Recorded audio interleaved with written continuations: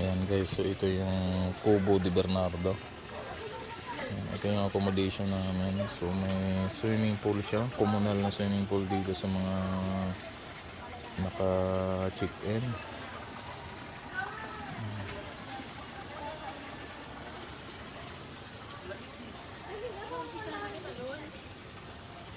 So pagpasok mo dito sa room, ayan, ito yung...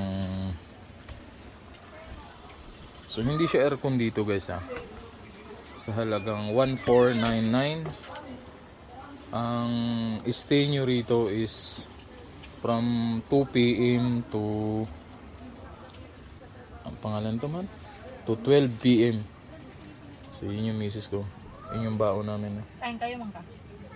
Pinapak na mangga na may alamang buntis ata to eh.